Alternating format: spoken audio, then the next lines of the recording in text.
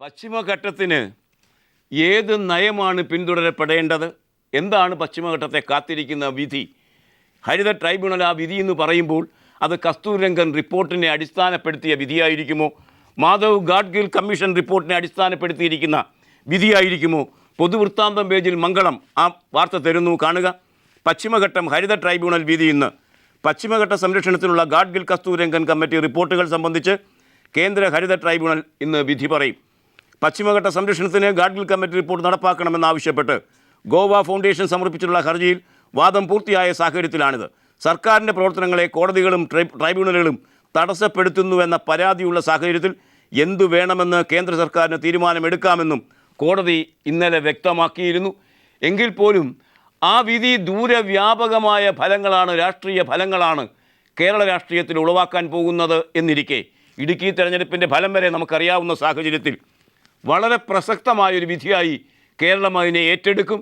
അതുകൊണ്ട് മംഗൾയാൻ എൻ്റെ കാര്യത്തിൽ എന്ന മാതിരി ഇന്നലെ ദൃശ്യമാധ്യമങ്ങൾ അവതരിപ്പിച്ച ആ ഇംപ്രൊപ്പോർഷണേറ്റ്, അനുപാതമല്ലാത്ത വിധത്തിലുള്ള ഗൗരവത്വം ഇന്ന് പശ്ചിമഘട്ടത്തിൻ്റെ ഹരിത ട്രൈബ്യൂണൽ വിധിയുമായി ബന്ധിപ്പിച്ച് വലിയ ചർച്ചകൾക്ക് തയ്യാറെടുക്കുന്നുണ്ടാവും കേരളത്തിലെ ദൃശ്യമാധ്യമങ്ങൾ. 11 മണിയോടെ നമുക്കതിൻ്റെ വിശദാംശങ്ങൾ അറിയാൻ കഴിയുകയും ചെയ്യും.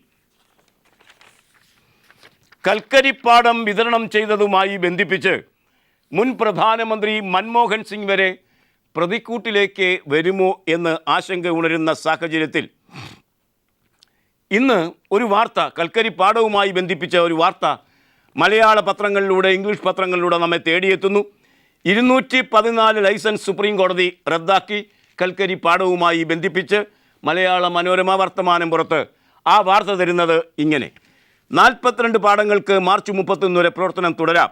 അനുമതി ലഭിച്ചിട്ടും പ്രവർത്തനം തുടങ്ങാത്തവർ നഷ്ടം നൽകുകയും വേണം. 1993 മുതൽ അനുവദിച്ച 218 കൽക്കരിപ്പാടങ്ങളിൽ 214 എണ്ണത്തിൻ്റെയും അനുമതി സുപ്രീം കോടതി റദ്ദാക്കി. ഇവ അനുവദിക്കുന്നതിൽ ഗുരുതരമായ ക്രമക്കേട് നടന്നതായി കോടതി നേരത്തെ കണ്ടെത്തിയിരുന്നു. ഇപ്പോൾ പ്രവർത്തനത്തിലിരിക്കുന്ന 42 കൽക്കരിപ്പാടങ്ങൾക്ക് 6 മാസത്തേക്ക് കൂടി തുടരാനും അനുമതി നൽകി. അനധികൃതമായി കൽക്കരിപ്പാടങ്ങൾ ലഭിച്ചവർ അതിൻ്റെ ഭവിഷ്യത്തുകളും അനുഭവിക്കണമെന്ന് കോടതി വ്യക്തമാക്കിയിരിക്കുന്നു. ആകെ അനുവദിച്ച 218 കൽക്കരിപ്പാടങ്ങളിൽ 214ൻ്റെയും ലൈസൻസ് റദ്ദാക്കി എന്ന് പറയുമ്പം അനുവദിച്ചതിലുള്ള ക്രമക്കേട്, അഴിമതിയുടെ ഒക്കെ വ്യാപ്തി എത്രത്തോളം നന്നായി ഈ കോടതി തിരിച്ചറിഞ്ഞിരിക്കുന്നു എന്നാണ് ഈ വിധി നമ്മെ ബോധ്യപ്പെടുത്തുന്നത്. നിരക്കുകൾ ക്രമബദ്ധമായി കൂടിക്കൊണ്ടിരിക്കുകയാണ് കേരളത്തിൽ. എല്ലാത്തിനും കരം കൂട്ടുന്ന ഒരു മൃഗയാ വിനോദത്തിൽ മുഖ്യമന്ത്രി ഉമ്മൻചാണ്ടി ഏർപ്പെട്ടിരിക്കുമ്പോൾ ഇന്ന് നമ്മെ തേടിയെത്തുന്ന വാർത്ത കാണുക. നിരക്ക് കൂട്ടി ഓട്ടോയ്ക്ക് 20 രൂപ, ടാക്സിക്ക് 150 രൂപ. സമരം തുടങ്ങി, INTUC പിന്മാറി. വാർത്തയുടെ വിശദാംശങ്ങൾ ഇങ്ങനെ: സംസ്ഥാനത്തെ ഓട്ടോ ടാക്സി നിരക്കുകൾ വർദ്ധിപ്പിച്ചു. ഓട്ടോറിക്ഷയുടെ അടിസ്ഥാന വാടക 1.5 കിലോമീറ്ററിന് 20 രൂപയാക്കി. ടാക്സി കാറുകളുടേത് 5 കിലോമീറ്റർ വരെ 150 രൂപയും ആയി വർദ്ധിപ്പിച്ചു. ഓട്ടോറിക്ഷകൾക്ക് 1.5 കിലോമീറ്ററിന് ശേഷം ഓരോ കിലോമീറ്ററിനും 10 രൂപ വീതവും, കാറുകൾക്ക് 5 കിലോമീറ്ററിന് ശേഷം 15 രൂപ വീതവും നൽകണം.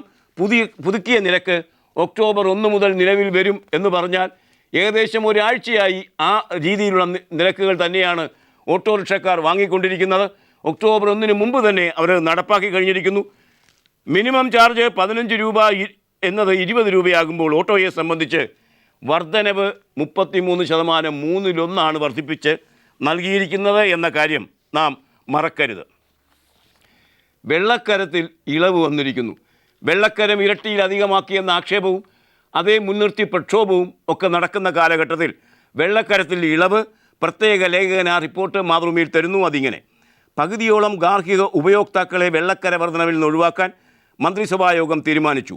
ഉയർന്ന തോതിൽ വെള്ളം ഉപയോഗിക്കുന്നവരിൽ നിന്ന് കൂടുതൽ വെള്ളക്കരം ഈടാക്കും.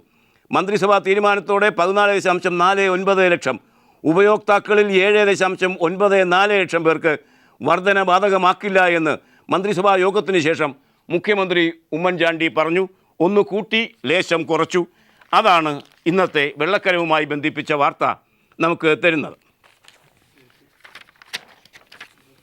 അതുകൊണ്ടും തീർന്നില്ല പുതിയ നികുതി അടിച്ചേൽപ്പിക്കൽ. അതേ സംബന്ധിച്ച വാർത്ത ഇന്ന് മനോരമ തരുന്നത് കാണുക. ആഡംബര കാറുകൾക്കും വീടിനും അധിക നികുതി വരുന്നു. 260 കോടിയുടെ നികുതികളാണ് കൂടുതലായി ചുമത്തിയത്. ഇത് നികുതി ഭാരമേൽപ്പിക്കപ്പെടുന്ന കാലം വെള്ളത്തിനും വൈദ്യുതിക്കും ഭൂമിക്കും പുറമെ വരുന്നു ആഡംബര കാറുകൾക്കും അതുമാതിരി ആഡംബര വീടുകൾക്കും നികുതി. ആഡംബര വീടുകൾക്കും ആഡംബര കാറുകൾക്കും നികുതി വർദ്ധിപ്പിച്ചതുൾപ്പെടെ 260 കോടിയുടെ അധിക വരുമാന നിർദ്ദേശങ്ങൾക്ക് മന്ത്രിസഭാ യോഗം അംഗീകാരം നൽകി. കഴിഞ്ഞ മന്ത്രിസഭാ യോഗത്തിൽ തീരുമാനിച്ച 2100 കോടിയുടെ തുക കൂടി ചേരുമ്പോൾ ഏകദേശം 2400 കോടിയുടെ അധിക നികുതിയാണ് പുതിയതായി ഏർപ്പെടുത്തുന്നത്. ഏതായാലും 4000 കോടിയുടെ അധിക നികുതി വരും എന്നാണ് പ്രതിപക്ഷം ഇതുമായി ബന്ധിപ്പിച്ച കണക്കുകൾ നമുക്ക് തന്നിരിക്കുന്നത്. ഇത്രയൊക്കെ കാര്യങ്ങൾ വരുമ്പോൾ നികുതി നിഷേധിക്കുന്ന ബഹിഷ്കരിക്കുന്ന പ്രക്ഷോഭത്തിൻ്റെ അവസ്ഥ എന്താണ്? ഏതായാലും ആ പ്രക്ഷോഭത്തിൽ നിന്ന് പിന്നോട്ടില്ല. പിണറായി വിജയൻ്റെ പ്രസ്താവന ദേശാഭിമാനി അവസാനം പുറത്തു വരുന്നു. നികുതിക്കൊള്ള പ്രക്ഷോഭത്തിൽ നിന്ന് പിറകോട്ടില്ല എന്ന് പിണറായി വിജയൻ. വെള്ളക്കരവും നികുതിയും കൂട്ടിയതിനെതിരായ പ്രക്ഷോഭത്തിൽ നിന്ന് പിറകോട്ടില്ല എന്ന് CPIM സംസ്ഥാന സെക്രട്ടറി പിണറായി വിജയൻ വ്യക്തമാക്കി. കുടിവെള്ളത്തിൻ്റെ നിരക്ക് കുറച്ചുവെന്ന ഉമ്മൻചാണ്ടിയുടെ പ്രഖ്യാപനം ജനങ്ങൾക്ക് ആശ്വാസമാകില്ല. അതിനാൽ നേരത്തെ സ്വീകരിച്ച നിലപാടിൽ ഞങ്ങൾ പിറകോട്ടില്ല. വർധനയ്ക്കെതിരായി പ്രക്ഷോഭം ശക്തമായി തുടരുക തന്നെ ചെയ്യും എന്നാണ് പിണറായി വിജയൻ പറഞ്ഞിരിക്കുന്നത്.